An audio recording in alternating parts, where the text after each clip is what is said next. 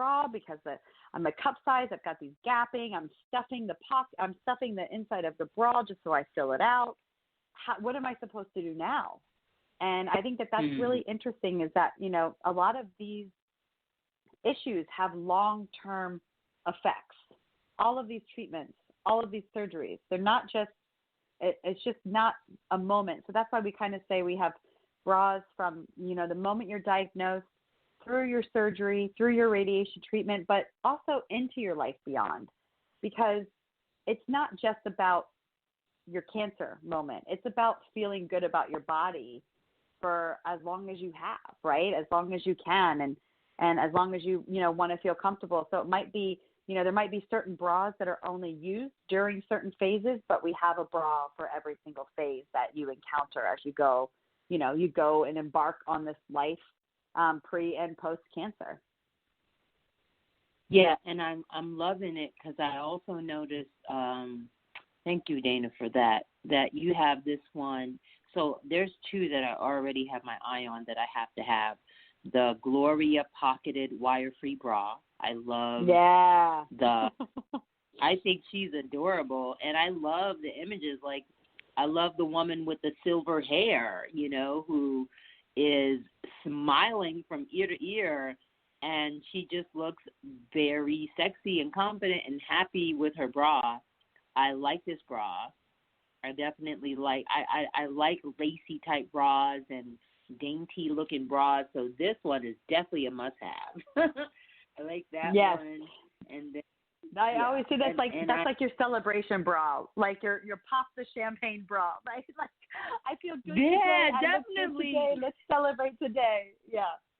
Yes, and even the the bras for the mastectomy surgery must have. I wish I would have known about this prior to having the mastectomy, because right now, I'm really confined to the two bras that my plastic surgeon gave me, because it's a restriction on my other bras. My substitute now, I'm definitely not a beef anymore. I'm kind of like that, almost because of the implants.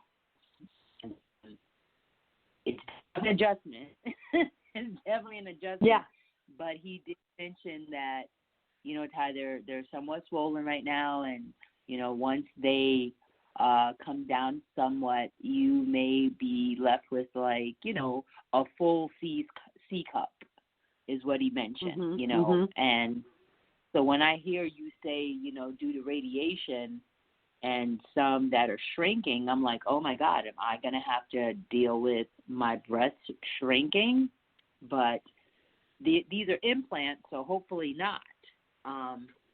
Right. But the good thing that I did find out from him was because it was breast cancer, I can go back, in 6 months or a year if I want them larger, and it would be no cost. It would be covered.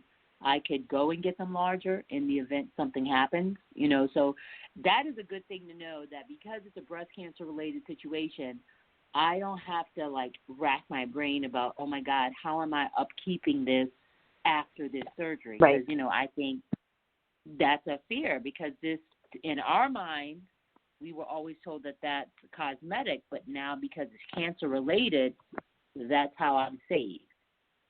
So, right. With that said, what do you see, or how do you foresee AnaOno going forward in 2020? What's to come for you guys, and do you have anything that you'd like to share with our listeners? Any events coming up? Anything with the website happening? You guys going to be having a pop-up shop? What's the deal? Well, I feel incredibly fortunate that I have such great support from the community, and that we're able to help so many patients get through this. And knowing that we're just always putting ourselves out there, trying to push the envelope, trying to change the conversation, trying to open new doors to new conversations. There's still a lot that's being brushed under the rug that we have to continuously bring to the surface and shine a light on. But we've got awesome new sexier styles coming out in October, so we're really excited about that. As well as sports bras, because we know sports bras can be a little tricky after reconstruction, and want women to feel positive in their body so they can go out and get fit and stay healthy. And then also, as you had mentioned earlier when we were chatting, the New York Fashion Week that we do in partnership with Project Cancerland and METAvivor. We've been able to raise over $250,000 for metastatic breast cancer research. Every single one of those pennies has gone to funding a research scientist to develop new drugs for the disease. And we hope to continue to push that surge forward and continue to support, the community in ways that we can. And just if you're able and willing, join our movement on Facebook, Twitter, and Instagram. We're at AnaOno Intimate on all 3 channels. And really by following us and sharing content, you really don't know whose life you can affect. I mean, there might be somebody, one of your best friends or your sisters or your colleagues that is thinking about calling the doctor or making an appointment or scheduling that mammogram that they were too afraid to schedule.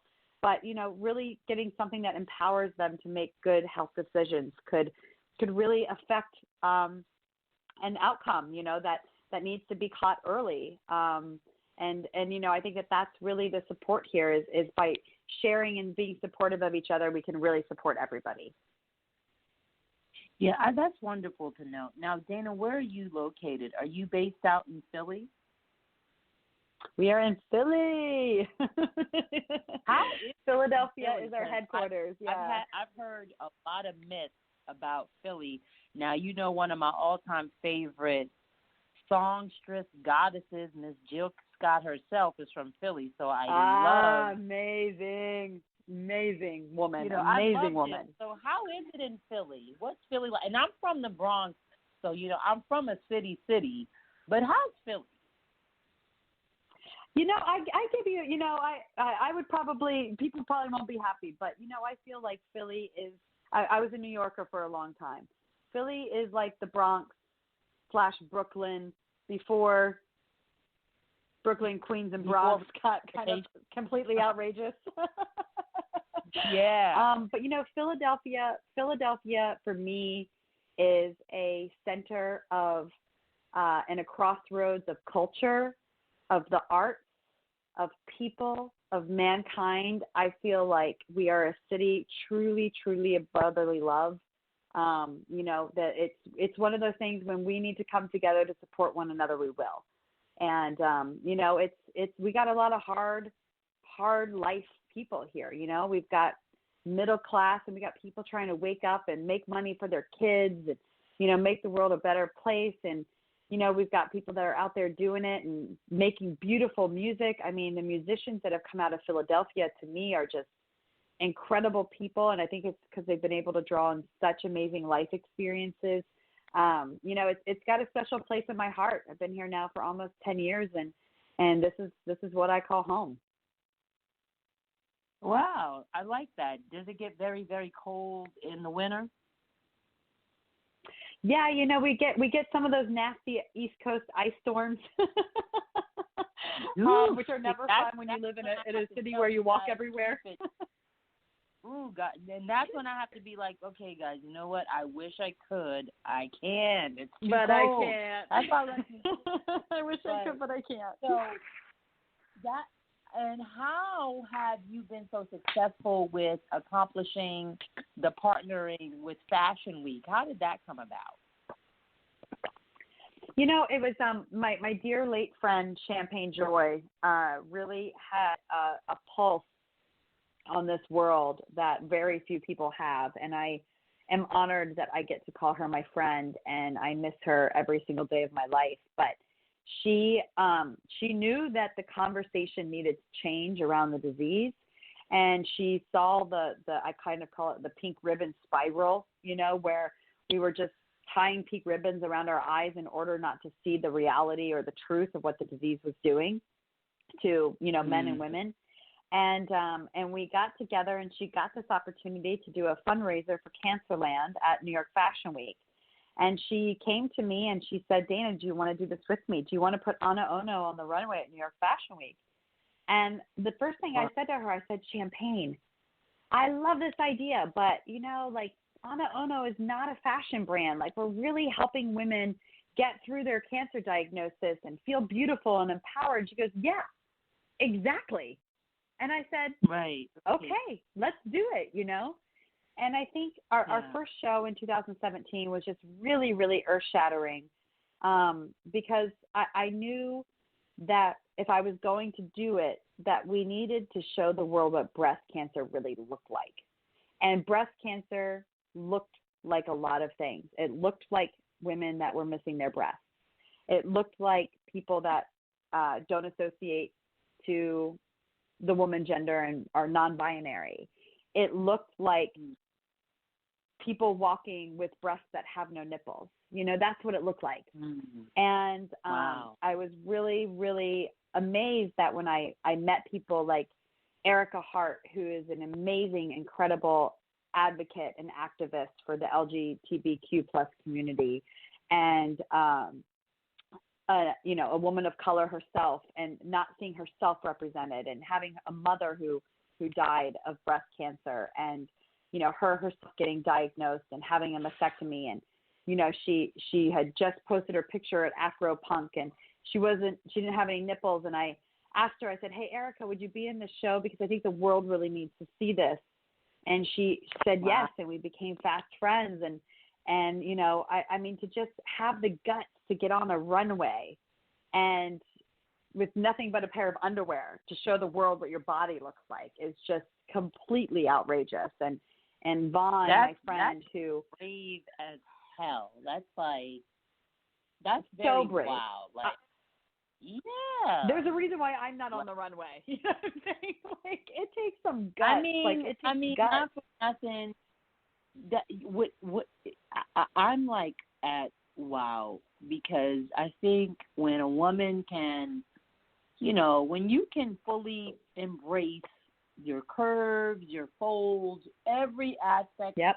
You know, now with recovering, and you can, I'm sure, agree with me, but with the scars that I have, you know, like they're healing, but there's going to be the scars from being cut open 3 times in one breast, and the tubes that were, the training bulbs that were inside of me had to get pulled out, and I've got, you know, these weird scars under my boobs and sides of my, you know, near my ribs, and it is disheartening. Like, you know, and then I looked down at my knee, and I had total knee replacement surgery back in September of 2018. So it's like, I think I chuckled, and I was praying to God the other night. I said, man, God, it's like I'm just a rag doll. Like, you just been cut me open and back up, and I just gotta live with it. You know what I mean? Well, what often lies underneath is imperfection, right? And that's no matter what you've been through. But I think specifically breast cancer is such a physical disease, right? We literally are sliced and diced and put back together. And when we don't talk about that, when we prefer to turn our head the other direction and not address the imperfections that we're all dealing with, or the aftermath of these surgeries, it's what has not allowed us to really progress the conversation around the disease, because everything we see is somebody jumping up and down with a smile on their face. And that's not what we feel inside as patients, right? I feel absolutely happy and blessed that I am here, but it doesn't make me want to jump up and down and, you know, twirl around my pink feather boa. It wants me to show the world what we've been through. And I think that's kind of the shift and the change that we've been able to achieve in the last few years. Yeah, and you know, that's an amazing achievement, and it's amazing leaps and bounds that you're doing. And I'm 100% sure you're getting lots of support and love from many people nowadays that you would just have to be. So I'm pretty sure. How are you receiving all of the